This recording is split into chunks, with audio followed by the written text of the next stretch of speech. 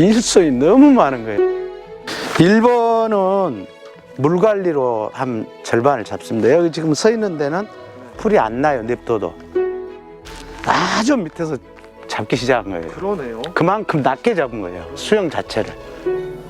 거의 조금 2, 3년 되면 1억 정도는 무난하게 될 거이다. 저는 그렇게 내다보고 있거든요.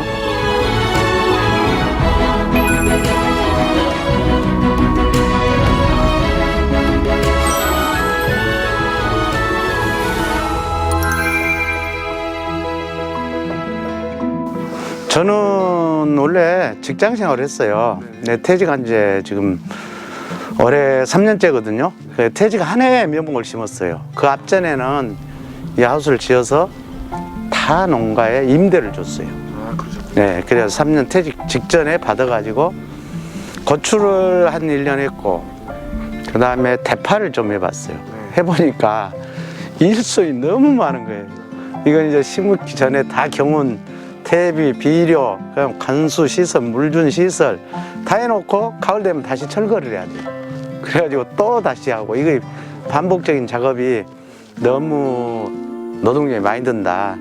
그래서 지금 트렌드에 맞는 품목을, 저는 사실은 직장에 있을 때 지도직이었기 때문에 여기에 관심을 가지고 저희도 한 5년 전부터 상당히 집중적으로 좀 연구를 했어요. 조금. 대표님도 그러면 농업기술센터에서 재직을 하셨던 건가요? 그러죠. 아, 그러셨군요. 네, 퇴직한 지 3년째예요, 올해. 네. 반칙 아닌가요? 네. 아니요, 퇴직해서 있기 때문에. 정보가 훨씬 더 많으셨을 것 같고, 많은 그러죠. 예, 예. 지켜보면서 네, 예. 이 작물을 선택하는 데 훨씬 더 많은 더 고민이 오히려 더 있으셨을 것 같기도 해요. 워낙 그러죠. 많은 농가를 네. 알고 계시니까요. 그래서 우리 강진에 아까 아열대 과수 하는 바나나 농가도 있거든요. 일농가가 있고 애플망고라고 이것도 있고. 그런데 이제 저는 경제적으로 아까 이 매대양도 상당히 비용이 많이 든다마는 망고나 바나나는 온도가 26, 7도를 잡아줘야 돼요. 그래서 난방비가 생각을 과감히 저희들이 상상을 초월합니다. 그래서 조금 안전하니 좀 하자. 그래서 저는 이제 저온에서도 견딜 수 있는 작물을 선택하다 보니까 이 네드양으로 선택하게 됐습니다. 직접 해보시니까 이제 3년 차? 네, 예. 3년째. 3년 차 해보시니까 어떠세요? 금년 첫 수확을 해보다 보니까 이제 일단은 아직까지 작목은 잘 선택했다, 이렇게 저 나름대로 생각을 하고 있고요.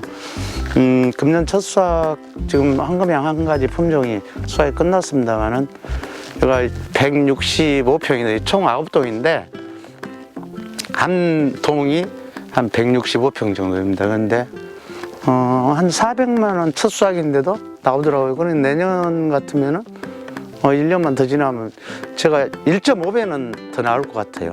예, 예. 그래서 앞으로 거의 10여 년간은 수확량이 꾸준히 증가할 거이다, 이렇게 생각한다면은 상당히 괜찮을 것 같아요. 소득도 괜찮을 것 같고, 저 혼자 노동력으로도 충분히 감당할 수 있는, 수확 시기나 아주 피크 때만 일손 조금 하면은 관리하는 데는 거의 제 손으로 할 수 있다, 이렇게 생각이 돼요. 여기가 면적이 대략 어느 정도나 될까요? 면적은 이게 하우스 실내 면적은 1,700평 내고요. 포장 면적은 1,800평입니다. 이 포장 면적이요, 전체. 네, 하우스 지어진 면적만 1,700평 정도. 1,700평을 혼자 관리가 가능한. 네, 네. 그건 충분합니다. 보십시오. 제가 제초제 하나도 안 하는데 다른 분들이 견학을 많이 오시거든요. 오신데 어떻게 이렇게 풀 관리를 하냐, 이걸 제일 걱정을 해요. 혹시 제초제 있냐. 근데 아직까지 제초제 한 번도 안 했거든요. 근데 어떻게 이렇게 다 한가요? 1번은 물 관리로 한 절반을 잡습니다. 여기 지금 서 있는 데는 풀이 안 나요. 냅둬도. 저는 이제 여기가 지르기 때문에 배수를 싹 그 두둑을 형성을 했습니다. 그래서 이제 물도 점적핀 관수를 하다 보니까 그 주위에만 풀이 나와요. 핀 주위에만. 그래서 이제 제가 저기가 지주가 있습니다. 고추 지주인데 아침에 저기 지금 넉동 여기를 2시간이면 풀 거의 제거가 됩니다. 조막했을 때 서서 이렇게 조금씩 건드리고만 가버리면 2, 3일에 한 번씩만 한 2시간 돌면은 풀 하나도 없어요. 그래서 큰 풀이 아예 풀이 커버리면은 노동력 10에 4배 들어요. 그래서 아주 조그마할 때 건드려 보기 때문에 지금 풀을 오신 분들은 풀이 없는 줄 알아요. 근데 제가 아침이면은 한 2시간 돌면 내 포장을 하거든요. 그게 풀이 없어요, 지금도. 신기하네요. 다른 농가들은 이렇게 과수 농가라든가 뭐 일반 작물을 키우는데 풀 관리가 제일 어렵잖아요. 그러죠, 예. 근데 물로 잡아버리신다. 네. 피디님 보시면은 풀 나올 때는 물이 없잖아요. 그거 남 큰 데는 물이 있고. 그래서 이렇게 관리를 하면은 절반 이하로 또 줄죠. 지금 제 발밑으로 지나가는 이 검은색 호스가 물을 주는 관이잖아요. 그렇죠, 예. 여기에 이제 구멍들이 뚫려 있다는 말씀이죠. 네, 점잡습니다. 닿는 데만 풀이 나니까 네. 관리가 편하다는 말씀. 여기는 지금 아까 쪽파라도 심으면은 물을 줄 거인데 지금 안 심어진 상태이기 때문에 이쪽을 안 주고 이쪽 쪽파를 준 데는 지금 물이 가 있잖아요. 네. 그래서 여기는 저기가 이제 저 밸브가 있어서 작물이 있을 때만 물을 줍니다. 네. 그렇게 관리를 하시는군요. 네. 그래서 이것도 이제 제가 지도적에 있다 보니까 이런 걸 노하우를 터득한 거죠. 제 나름대로 다닐 때. 그래서 이런 시설을 했습니다.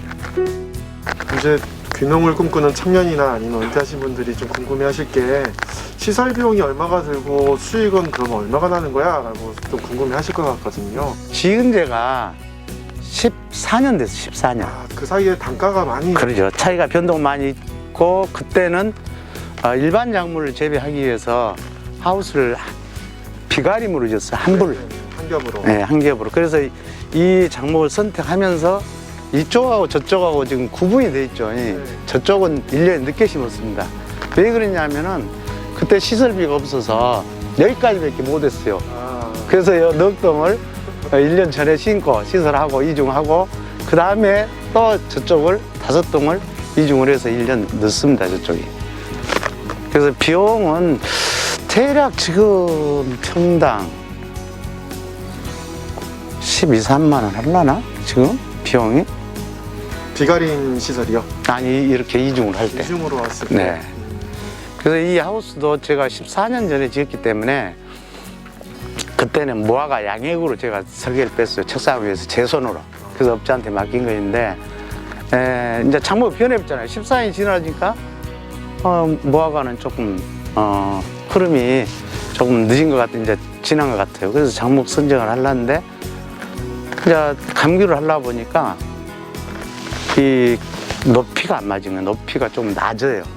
한 1m만 높으면은 참 좋은데 14년 전에 지어놓은 거라 할 수 없이 작목 선정을 해서 하면서 지금 피디님 보시다시피 인원 수용이 없습니다. 제주도에도 인원 수용이 없어요. 귤 수용이. 근데 저는 이제 아주 밑에서 잡기 시작한 거예요. 그러네요. 그만큼 낮게 잡은 거예요. 수용 자체를. 그러니까 과일들이 지금 보면은 막 종아리 정도에서 막 그러죠. 예. 그런데 이 하우스 수고를 극복하기 위해서 제가 밑에서부터 수용을 잡았습니다. 대략적인 수입은 1년에 어느 정도 예상하고 계세요? 금년 수확이 이제 넉동이다 보니까 아까 말한 대로 한 동에 400 잡으면은 요거 넉동 1200, 430, 1200에서 1500 이 사이 보고 있고요. 내년에 저쪽이 열린다 가면은 거의 조금 2, 3년 되면 1억 정도는 무난하게 될 거이다. 저는 그렇게 내다보고 있거든요. 방금 전에 한 1,400 보셨다가 갑자기 1억을 말씀하시면 아니, 갭이 너무 큰데요? 성곽이 4, 5년 되면 그 정도 거의 배배로 늘어나거든, 수확량이. 그러니까 이 나무는 몇 년생이 되면서부터 이렇게 본격적으로 생산이 확 늘기 시작하는 건가요? 이제 최소 성곽이를 7, 8년 봐야지, 7, 8년. 7, 8년이 되면은 가장 많은 생산이 이루어지는? 그 뒤에부터는 이게 수령이 는다고 해서 팍 수확량이 안 줍니다. 나무 관리만 잘하면은 네. 그 수준으로 꾸준해요. 아, 그때부터는 가지 측이 이 수세 조절을 잘해야죠. 계속 그대로 유지가 되게. 그래서 7, 8년까지는 수확량을 최대한 극대한 올리고 그 뒤로부터는 그 수세를 계속 유지하는 거예요. 그러면은 처음에 농사지어서 3년 정도는 수입이 거의 없다시피 그렇게 봐야 하지만 돼요. 3년 차부터 한 7, 8년 차까지는 계속 수입이 늘어가는 즐거움을 느낄 수 있고 그렇죠. 7년이 넘어서는 순간부터는 네, 그대로 이제 거의 더 이상 안 넣고 이제 그 수준만 좀 유지하면은 충분히 되지 않나요? 이게 과수의 또 장점이 또 이런 게 있네요. 그러죠. 예. 그게 제일 농가들이 경제적으로 어렵지 않습니까? 네네. 그래서 고속 작목임에도 불구하고 빨리 못 뛰어든 이유가 거기가 있어요. 경제적인 3, 4년을 버티는 여력이 없어요. 여력이. 네. 그래서 이제 저는 이제 퇴직 공무원이라 연금 나오니까 그거 갖고 버텨 나가고 있죠. 지금. 선생님, 그럼 여기는 보통 온도를 어느 정도로 유지를 시켜줘야지 잘 자랍니까? 온도는 이게 적정 온도는 25도에서 28도 사이가 좋은데요. 네. 이건 인위적으로 25도, 28도를 안 잡아줍니다. 그래서 작물이 고온 피해를 안 받을 정도, 32, 3도, 3도를 안 넘기는 그 온도만 유지해놓고 자동 개폐 시설이 돼서 32도가 넘어가면은 자동 개폐가 되게 돼 있어요. 그리고 저는 인위적으로 안 잡고 인위적으로 잡은 건 겨울철에 네. 지금 전기 온풍기가 12대가 얘가 달려있는데 네. 포장 면적에 비해서 조금 수량이 부족한 상태예요. 근데 5도 이하가 되면은 저 혼자 멈출 수 있도록 가동이 되게. 예. 그래서 5도 이하가 될 때만 저 온풍기가 가동이 됩니다.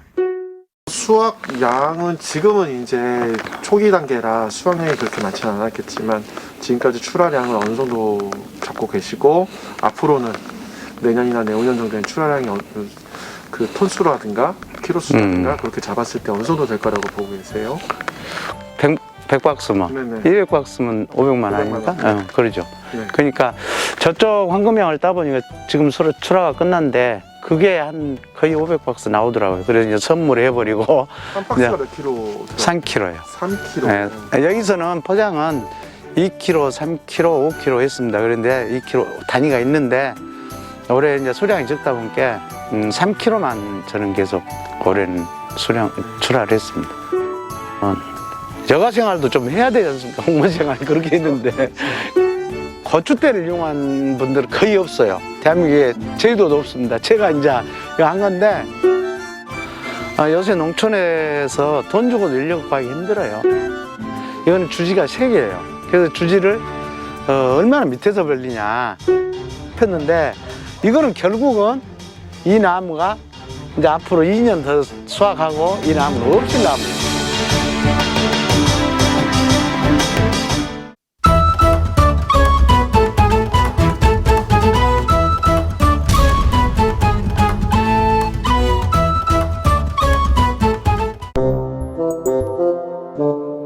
여수의 한 시골 마을.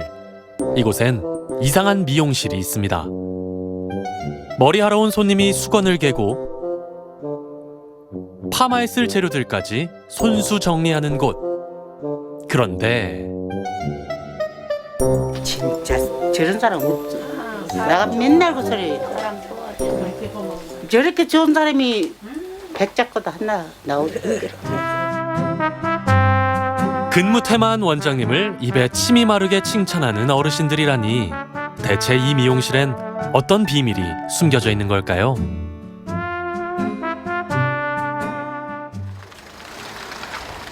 새벽 6시. 미용실 문 열기엔 다소 이른 시간에 집을 나서는 성순 씨. 어디 가시는 거죠? 하양면 옥적이에요. 머리 봉사하러 가요. 일주일에 딱 하루.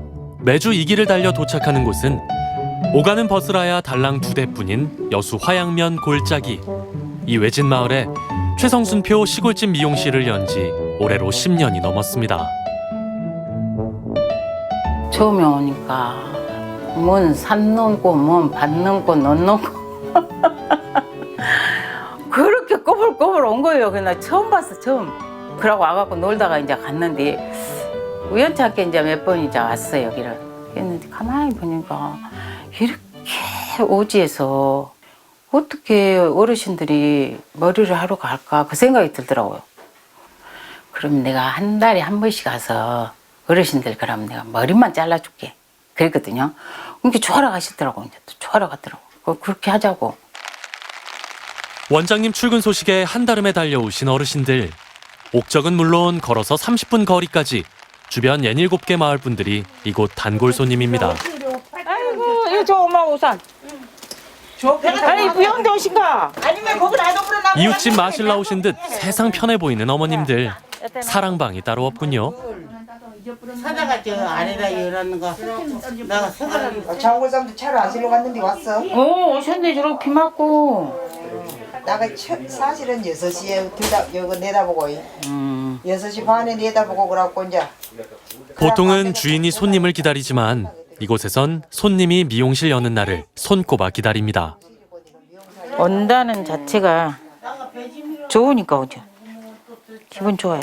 그냥 어르신들 만난다 싶으면. 아, 오늘은 우리 동네에서 어떤 어르신이 오시겠다. 그런 마음 같죠. 그러면 아이고 그 어르신은 해주면 좋겠다. 오시면 좋겠다. 그 생각도 하고. 재료비 명목으로 받는 돈은 파마 10,000원에 염색 10,000원. 커트는 묻지도 따지지도 않고 공짜입니다.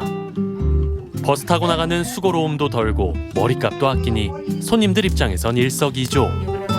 하지만 손님과 주인의 경계가 애매한 이 미용실이 10년 넘게 유지될 수 있었던 건 분명 돈 때문만은 아니었습니다. 일이 나 여기 댕긴 데가 시방 한 얼추 저 10년 가까이 돼. 10년이 가까이 된상 싶은데 10년 넘었다 내가 여기 그렇게 왔지. 맞아. 천만에다가 여기 올 때부터 온 거예요. 나는. 그래갖고 우리 아버지 머리 그때까지 깎고 죽을 때까지 와서 안 해줬는 거. 참나. 그거 그리 고마워해 줄 건데. 고마워. 그렇게 당연히 나가 드려야지. 딸애들한테도 맨날 그 소리. 니 누구들이 미장원이랑 볼로 너가 아버지 머리 한 번 깎아줘봤냐? 세트 어머니 와서 깎아줬지. 그래갖고 와서 머리 깎아주고 가면 팽자 들맹이네. 그 말도 안 하나 보. 진짜 고맙네. 여기 분들하고 정이 들어서 이제 넣을 수가 없어. 내가 그냥 부모 같고 형제 같고 그런데 내가 만약 이걸 안 하면 좀 젊은 분들은 시내로 나가시겠죠. 근데 이제 나이 드신 분들은 뭐가 힘들잖아요. 버스를 타고 나가셔야 되니까. 그거를 생각하면 이건 내가 해야 된다. 여기서 내 부모 같은데 어떻게 모른 척 할 수가 없잖아요. 이제. 젊은 시절 미용실을 운영하던 성순 씨의 꿈은 45부터 남을 돕는 것. 그 꿈을 이룬 지 벌써 20년이 넘었습니다. 앞전주에 잘라드려야 되는데 못 잘라드렸어요. 오늘은 무슨 일이 있어도 잘라드려야 돼. 속으로 서운했더라. 전번주에 와서 잘라준다더니 이것이 오도가도 안 한다고. 응. 아이고 참말로. 최근 몸이 아파 집에만 계셨다는 어르신. 이렇게 거동이 불편한 어르신들을 위해 출동해야 할 재능기부 출장이 오늘만 3건입니다. 오매불망 기다릴 분들을 생각하면 아무리 바빠도 나 몰라라 할 수 없다는 성순 씨. 그 따신 온기가 어르신들은 늘 고맙고 또 미안합니다. 여보 하지마 나 안 갖고 쭈꾸미고 나발이고 안 한다. 아이고 참말로. 아이고 착각 가재요. 뭐 이렇게 좀. 가요. 즐거워요. 저 어르신 잘라주고 오니까 엄청 좋아하시잖아요. 그러니까 나도 힐링이 되죠. 하면서 내가 얻은 것이 더 많은 것 같아요. 이렇게 다니면. 그리고 이렇게 딱 머리하고 모셔다 드리잖아요. 그리고 모셔다 드리고 이렇게 혼자 오잖아요. 그럼 그렇게 기분이 좋아요. 그냥 못 올 때는 전번에는 모셔다 드리는데 기분이 너무 좋은 거예요. 왜 이러지 내가? 내가 나를 왜 그러지? 그런 생각이 들더라고요. 근데 너무 좋아요. 즐거워요. 정말 내가 돈을 받고 이렇게 늦게까지 이렇게 했으면 이렇게 할 수 있을까? 지칠 것 같아요.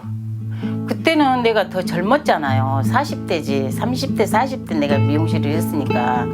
그러면 저녁 때 이렇게 가면 지치거든요. 근데 여기서는 그런 게 없어요. 나도 모르게 기분이 좋아, 그냥. 찾아가는 서비스로 성순 씨가 잠시 자리를 비운 사이 미용실을 지켜주시는 어머님들 참 든든하겠죠. 도착하자마자 성순 씨는 다시 영업을 재개하는데요. 이번엔 머리를 감길 차례입니다. 전기밥솥에 물 데워 쓰는 세상에 단 하나뿐인 미용실. 하지만 이조차도 감지덕지해야 했던 순간이 있었다는데요.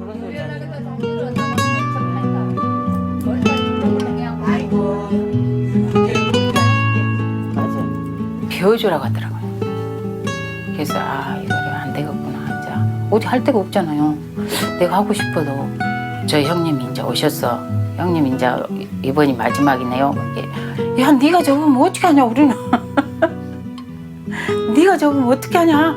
맘대로 이제 막 사방대 알아보러 다녔어. 그래갖고 정 안 되면 당신네 작은 방 하나 비었으니까 거기서 하시래요. 우리 동네가 있으니까 좋아. 그런데 이제 요가 만약에 미용사가 없으면 우리가 저 나가갖고 해야 되니까 그러니까 얼마나 필요가 있어서 우리가 이제 그랬지 이제. 늘 자신을 기다려주는 어르신들을 위해 성순 씨가 매주 챙기는 게 있는데요. 바로 점심 한 끼입니다. 그전에는 단짠해갖고 오려면 성가세 신경 쓰이고 진짜 솔직히 말해서 신경 쓰는 거 있잖아. 근데 요새는 그냥 편안해. 편하게 그냥 있는 대로 해갖고 가야지. 10년 넘게 지지고 볶다 보니 한 가족처럼 느껴지는 성순 씨와 어머님들. 세상에 이런 손님과 사장이 또 있을까요? 와서 해드린 게 어머니들은 이제 미안하고 고맙고 그런 게 이제 막 이제 하지 말아가기도 하고 막 그런데 내가 먹어야 되는데 내가 먹어야 되는데 나 입만 보고 계실라요? 내가 먹어야 되는 거죠. 그래갖고 하다 보니까 그냥 좋아요. 같이 해서 먹고 또 어머니들 오셔갖고 맛있게 드신 거 보면 더 좋고 누구나 할 수 있는 일을 내가 하는 거죠. 봉사를 한다고 보다도 내가 더 많이 받는 게 더 많은 것 같아요. 어르신들한테 보면 가만히 생각해보면 언제까지라기보다도 내가 할 수 있는 만큼 내 건강이 허락한다면 허락할 때까지만 하고 싶어요.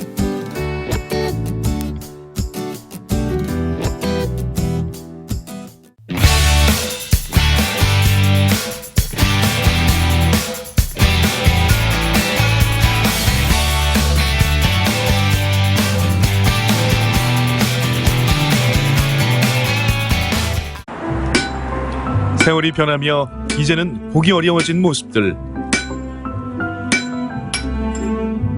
하지만 옛것의 가치를 알기에 이 또한 기록하고 명맥을 이어가는 사람들이 있습니다. 그들의 이야기를 함께 만나보시죠.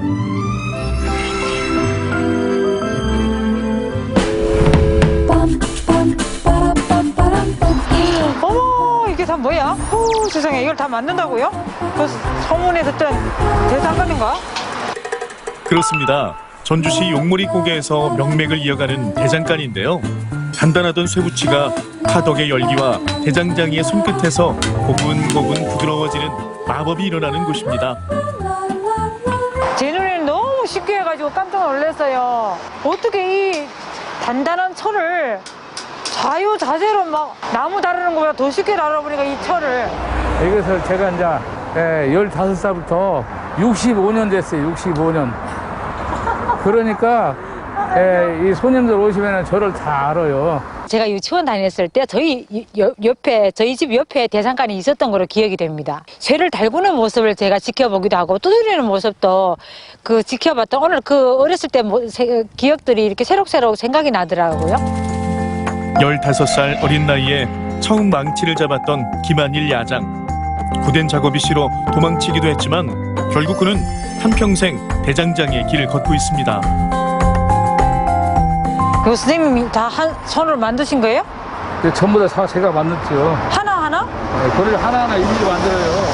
요새 이제 제일 많이 나가는 건 낫.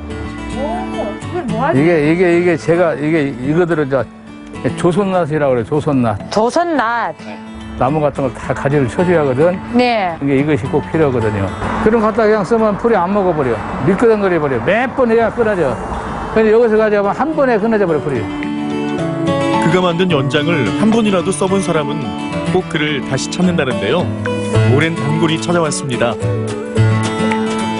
거기서 괜찮은 게 부르집은 가져와. 부르집은. 힘을 못 준다니까. 아, 지금은 괜찮아. 양심대로 해갖고 해줘야지. 괜히 그 돈 한 4, 5천 원 받겠다. 그걸 좋은 것을 또 없애버리면 안 되지. 손님을 대하는 마음이나 연장을 만드는 방법 모두 예나 지금이나 변함이 없습니다. 이글거리는 화덕에서 달궈진 쇳덩이를 망치로 바쁘게 두드리는 김한일 야장. 두드리면 두드릴수록 부드럽게 모양을 잡아가는 쇳덩이. 동시에 쇳덩이는 더욱 단단해집니다. 완성품 되고요, 완성품. 짠! 완성품입니다. 호미가 또 이 한국을 떠나서 해외에서도 많이 또 유명하다고 들었습니다. 예.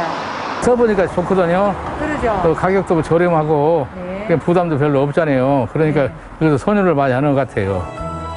생활 방식이 달라지며 하나둘 사라진 대장간. 그 보존 가치를 인정받아 전북도 무형문화재 야장으로 지정됐습니다. 제가 볼 때는 힘이 드는 일인데 굳이 이 전통을 계속 이렇게 전통대로 하시는 특별한 이유라도 있으신지요? 이 새 자체가 불을 달구지면요, 참 진짜 연해요. 참 재밌어. 그 새로 이렇게 해가지고 저는 연장을 만든다든가 연장을 만들려고 한다는 것을 그 자체를 내가 잘못했다 그런 생각 갖고 내 자부심을 갖고 지금 다 움직이는 거예요. 전통을 지켜가는 것도 의미 있지만 서서히 힘에 부치는 것도 사실. 하지만 20여 년 전 막내 아들 창호 씨가 아버지의 뒤를 잇겠다며 이 일에 뛰어들었습니다. 아버지께서 이제 연세가 드셔서 많이 힘들어 하시니까 내가 도와줘야겠다 생각도 많이 들었고. 타오르는 불길만큼이나 열정 가득했던 20대의 창호 씨.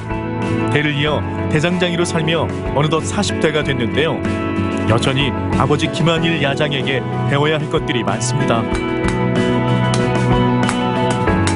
이럴 때 옳지. 됐어. 그 안으로 또 더 붙여. 됐어. 과정을 받고 말겠어도 제가 고집부리고 한다고 나중에 제가 져가지고 그러면 후회 없이 네가 할래 했더니 한다고 그랬어요. 그래갖고 지금 현재까지 잘하고 있는데 힘들 때는 많이 힘들죠. 위험하기도 하고요. 아버지한테 기술을 완전히 전수받아서 직접 만드는 게 훨씬 더 좋다는 걸 보여주고 싶습니다. 두드릴수록 더욱 단단해지는 쇠붙이처럼 대장장이 부자의 하루도 더욱 탄탄해집니다. 지금도 제가 모르는 게 있어요. 이 쇠라는 것이 그만큼 무궁무진한 거예요. 전통을 살리기 위해서 오랜 시간 동안 그렇게 고된 작업을 해오고 있고 나중에 또 이렇게 대를 이어서 아들까지 한다고 이런 분들이 계시기 때문에 우리 전통이 이어질 수 있기 때문에 정말 존경이 갑니다.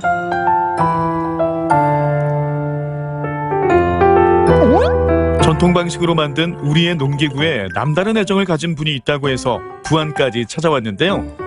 잘 찾아온 것 같네요.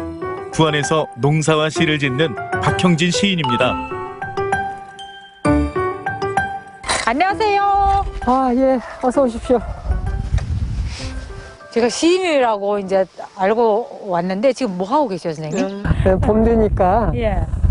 땅을 좀 갈아가지고 예. 파를 한두룩 심기 위해서 지금 고르고 있어요, 흙을. 이건 소스랑이라고 하는 건데. 소스랑이? 쇠스랑. 쇠스랑. 쇠로 만든 쇠스랑. 쇠스랑이 하는 일은 땅을 판파하는 게 고르는 일. 예. 돌 같은 거 이렇게 긁어낼 수 있으니까 돌이나 건불. 이건 괭이. 땅을 파헤치기가 좋잖아요. 이거는 무게가 있고 두꺼우니까. 부원에서 나고 자란 그는 실을 짓기 훨씬 이전 10대 때부터 농사를 지어왔는데요. 한자 한자 꾹꾹 눌러담아 실을 쓰듯 직접 제 손으로 땅을 일굽니다. 아주 잘하는 사람 같아요. 아니, 야무져 보여요. 하시는 게 어설퍼 보이지 않고. 그래요? 네. 안 어설퍼 보인대요. 안 어설퍼요. 세상에. 선생님, 지금 본게 땅도 이렇게 넓은데 이 손으로 이렇게 수작업을 하고 계세요? 우리가 편리하자고 쓰는 기계가 이 농사 환경을 오염시키는, 돌고 돌아서 오염시키는 그런 결과를 가져오고 이제 지속 가능하지 못하지요. 그런 방법은. 농사마저 대규모 시스템화 되어가는 요즘 소규모 재래식 농사 방식을 고수하는 박형진 시인. 대장간에서 만들었던 호미를 이곳에서 보니 더 반가운데요. 세계인들이 이 작은 호미에 반한데는 그만한 이유가 있다고 합니다. 이게 적고 또 단순하기는 해도 호미가 굉장히 여러 가지 일을 해요. 풀을 맬 때도 쓰죠. 그렇죠. 그죠? 땅을 팔 때도 써요. 이렇게 괭이처럼. 네.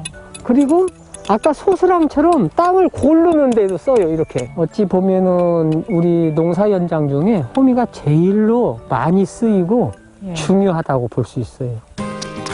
좁은 땅에서 많은 생산량을 내야 했으니 호미처럼 섬세한 도구가 발달할 수밖에 없었습니다. 그리고 이런 우리의 전통 농기구의 매력을 세계인들도 알게 된 거죠. 오늘은 호미를 이용해 파를 심는데요. 저가 삼간 집을 짓는 내 고향 정든 땅 부모님 모시고 효도하면서 훌게 살리라. 감사합니다. 네, 아니, 신나서 맨날 신나요, 세상에. 농사짓듯 꾸준함으로 써온 그의 글들. 그중엔 농기구에 대한 책도 눈에 들어오는데요. 땅과 자연, 또 농기구와 그것을 쥔 사람들에 대한 애정이 담겨 있습니다. 좀 놀라웠던 사실이 이렇게 연정에 관한 시 수필을 쓰게 되었는지 궁금합니다. 약 한 45년 정도 이렇게 농사를 지어왔는데 제가 느낀 거는 우리가 옛날부터 쓰던 연장들이 자꾸 없어진다는 사실이에요. 유기농으로 농사를 짓다 보니까 자연스럽게 그 연장에 대해서 더 생각하게 되더라고요. 그의 삶이 고스란히 담겨 있는 연장 창고. 이게 제가 1990년대에 밭에서 쓰던 쟁기예요. 저도 이거 중국에서 본 적은 있어요. 네. 밭에서. 네. 네. 이게 달거나 예. 또 이제 부러지거나 그러면은 대장간에 가지고 가가지고 새로 만들어 오거나 치어 오거나 고쳐 오거나 그랬죠.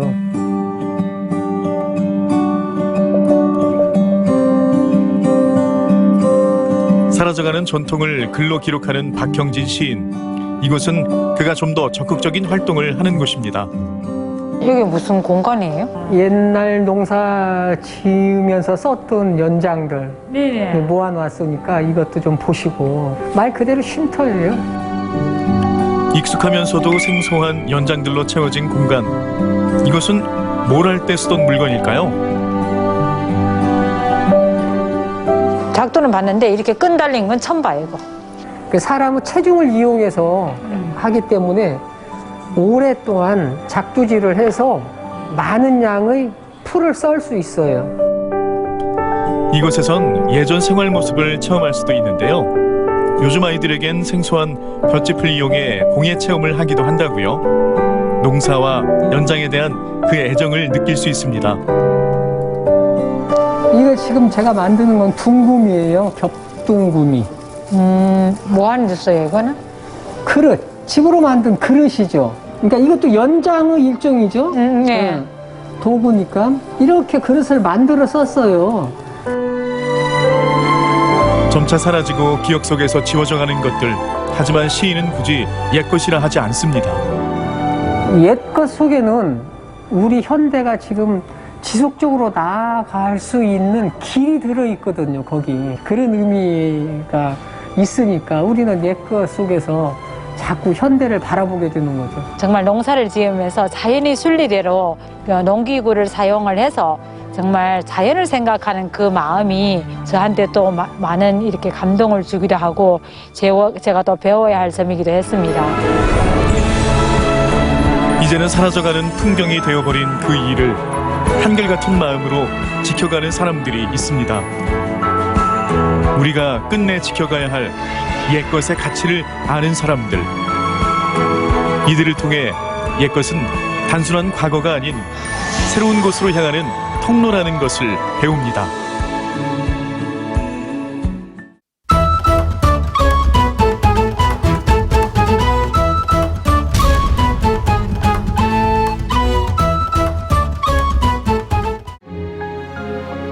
인류의 역사는 기록의 역사라고도 하죠. 세계 기록유산, 직지를 인쇄한 청주에서는 지난해 새로운 역사가 시작됐습니다. 말 그대로 동네에 의한, 동네를 위한 기록이 시작된 것인데요. 평범한 이웃들의 소중한 이야기를 담고 있는 동네 기록관으로 떠나볼까요? 첫 번째로 찾아간 곳은 청주시 운천동입니다. 그 옛날 직지가 태어난 마을이죠. 그 골목 어디라고 했던 것 같은데 어디지? 아, 여기네요. 동네 기록관. 운천동 주택가 골목에 지난해 문패를 걸었다는데요. 그런데 아직은 이곳이 어떤 곳인지 아는 이들이 그리 많진 않답니다. 우와, 여기 필름도 많이 보이고요. 카메라도 여러 대가 보이는데 정말 기록하는 곳 같아요. 뭐 동네 기록관이라고 되어 있더라고요. 어떤 곳이에요?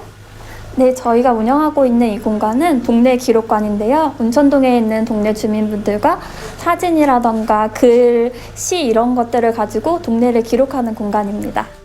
작년 7월 문을 연 운천동 동네 기록관은 인쇄 출판물, 주로 책을 만들고 있습니다. 출판사를 운영하고 있는 이옥수 대표가 가장 잘할 수 있는 방법을 선택한 거죠. 우와, 책이 정말 많네요. 이거 다 기록물들이에요? 네, 청주시에서 청주 시민분들과 함께한 기록물입니다. 아, 청주시. 그래서 이렇게 무심천이라고 돼 있네. 그럼 그 무심천에 관한 기록들이 담겨져 있는 거예요? 네, 작년에 20대 청년분들과 함께 무심천 둘러보면서 아카이빙한 책이에요. 그럼 청년분들이 직접 사진 찍어서 이 책을 이렇게 만드신 거예요? 네, 필름 카메라랑 필름을 처음 본 분들이 많다 보니까 필름 카메라로 사진을 찍고 바로 사진을 볼 수 있다고 생각하시는 분들이 많을 정도였거든요. 스마트폰 찍으면 바로 볼 수 있는데. 그쵸. 2018년부터 청주를 기록하는 프로그램을 꾸준히 기획하고 운영해왔던 이옥수 대표는 지난해 동네 기록관 운영을 시작하면서 26년 동안 살고 있는 마을에 구체적인 관심을 갖게 됐다고 합니다. 저희가 맨 처음에 시작했던 건 지역 자체를 좀 기록하는 프로그램들을 많이 해왔어요. 근데 그러다가 좀 작년부터는 조금 도전적으로 시도해봤던 게 지역에 사는 지역 사람들 이야기를 조금 담아보자라는 프로그램을 진행을 해서 작년 같은 경우는 동네 사람들의 이야기를 담은 책을 발간을 하고 그분들의 집에 있는 물건들을 전시하는 프로그램 같은 거를 같이 운영을 했습니다. 그 중에서도 주민들의 뜨거운 호응을 얻은 건 사진책을 엮은 건데요. 운천동에서 오랫동안 살아온 주민들의 앨범 속에 묻혀있던 사진들을 꺼내 모두 4권의 책을 출간했다고 합니다. 저희들이 이제 선배가 됐어요. 이제 올해가 6회가 됐는데 과거 사진과 지금 추억들을 담을 수 있다고 책으로 엮어줄 수 있다고 하셔가지고 한번 해보았는데요. 너무 저한테는 너무 멋진 추억을 남긴 것 같아요. 앞만 보고 살기 바빠 지나온 삶을 돌아볼 기회가 없던 이들에겐 자신의 인생을 돌아볼 수 있는 특별한 시간이 되었습니다. 이런 사진을 해서 책으로 만들어준다고 하니까 이제 용기를 낸 거죠. 결혼하면서 신혼, 뭐 약혼식 이런 거 있는데 옛날 이제 부모님들 이런 사진을 저는 주로 갖고 왔는데 만약에 다음에 또 기회가 있다면 지금 현재의 나의 이제 모습들, 형제 자매들 그런 모습들까지 넣으면 참 좋을 것 같아서 또 하고 싶은 마음. 아, 정말요? 네. 사진책 한 권을 묶고 나니 자신감도 생기고 더 잘하고 싶은 욕심도 생겼습니다. 주변 사람들의 부러움과 칭찬도 힘이 되었죠. 아들이 이걸 보더니 네, 뭐래요? 엄마 이거 어떻게 하셨어? 이거 돈 주고도 못해요. 맞아요. 아들이 막 너무 잘했다고 막 칭찬을. 네. 여기가 무슨 공간이야? 라고 아직까지 많이 물어보세요. 뭐 하는 데냐고. 근데 저희가 프로그램 하고 있으면 그냥 쓱 들어와서 같이 앉아서 이야기도 들으실 정도로 조금 많이 호응을 해주세요. 저희 공간이 아무래도 딱 동네 가운데 있다 보니까 조금 더 편하게 참여하시는 것 같아요. 글을 쓸 기회가 없던 주민들이 자신의 인생을 직접 기록하는 건 말처럼 쉬운 일은 아닐 겁니다. 조각난 낱말을 모아서 한 줄의 시를 완성하듯 꾸준히 연습하며 기록의 여정을 향해 한 걸음씩 나아가고 있답니다. 나에게 운천동은 참 가정과 같은 운천동이다. 여기서 다 모든 걸 먹고 살고 일하고 좋은 사람들과 같이 함께 하는 게 너무 좋아요. 운천동에 있는 동네 기록관을 가면 그 동네 사람들의 이야기를 모두 볼 수 있다.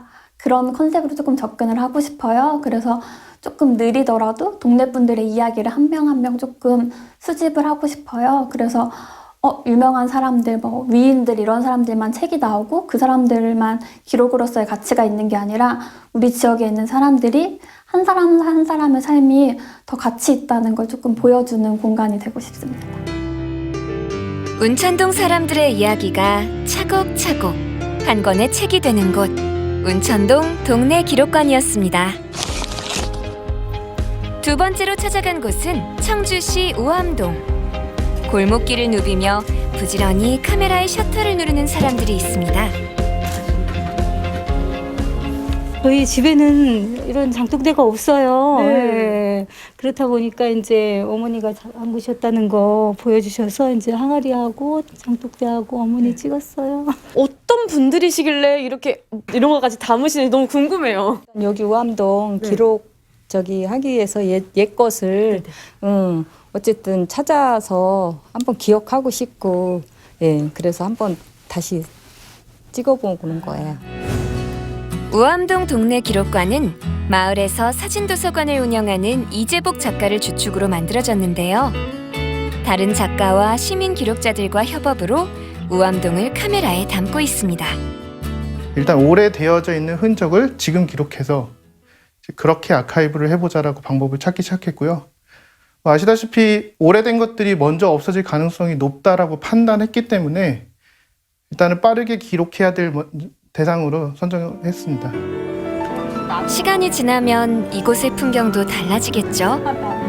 언젠가 도시의 모습이 변해도 누군가는 지금 여기서 이렇게 살았던 우리 이웃들의 삶을 기억해주길 바라는 마음으로 기록을 이어가고 있습니다. 이웃사촌. 이웃사촌인데 이렇게 자매처럼.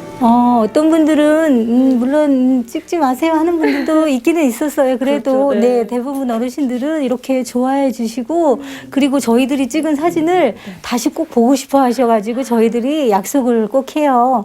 갖다 드리겠습니다. 이렇게. 하긴 어르신 시대 때는 사실 사진이 많이 없었잖아요. 근데 이렇게 네. 기록을 해주시니까 그게 의미가 있을 것 같아요. 네, 그렇죠? 그렇지 아무래도. 네. 동네 기록관 조성은 2020년 청주 문화도시 조성 사업의 일환으로 시작되었습니다. 오래된 주택이 많은 청주의 대표적인 구도심에 자리한 이재복 대표도 한때 전성기를 누렸지만 쇠퇴해가는 우암동을 기록으로 남기고 싶었다는데요. 그래서 오래된 마을의 골목과 가게, 사람들이 사진 속의 주된 풍경을 이루고 있습니다. 저희 동네 기록관은 우암동에 위치하고 있는데요. 그 덕분에 우암동 중심으로 촬영을 하게 되었어요. 우암동 어떤 특징이 있을까 서로 같이 얘기를 많이 나눴고요. 그 중에 다들 공감대 형성했던 게 늙었다, 오래되었다, 여러 가지로 그런 흔적들을 받아들이는 것부터 시작하자. 그래서 저희가 늙은 우암동이라는 주제로 작년에 첫 번째 프로젝트를 시작하였습니다. 수만 장의 사진을 찍고 그 속에서 기록으로 가치가 있는 사진을 고르는 일이 쉬운 일은 아닙니다.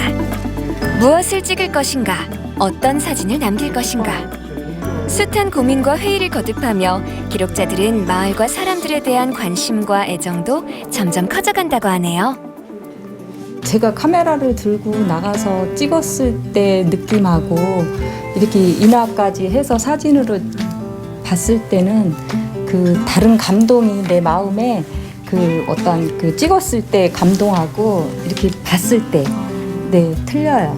많이. 다 달라요. 사진을 통해서 나의 일기를 쓰듯이 매일매일 이런 것들을 기록하는 게 참 마음에 들었고 또 만나는 사람들에게서 정말 기분 좋은 그런 모습들을 또 느끼기 때문에 사진을 통한 기록이 정말 내가 일기를 쓰는 것만큼 소중하다라고 생각을 합니다. 어렵지만 틈틈이 계속 해야 되는 일, 사라져가지만 누구는 해야 되는 일, 나중엔 누구든 찾게 되는 일, 이런 것들이 기록이라고 생각되고, 뭐 의사들이 얘기하는 히포크라테스 성서 정도는 아니지만 그럼에도 사진가들이 꼭 해야 되는 일 중에 하나라고 생각하고 있습니다. 기록하지 않은 역사는 사라진다는 말이 있습니다. 평범한 사람들의 역사를 기록하는 일. 누군가는 해야 하는 일이라면 지금 그 일을 시작한 사람들이 있습니다. 여러분 마을에도 동네 기록관이 있으신가요?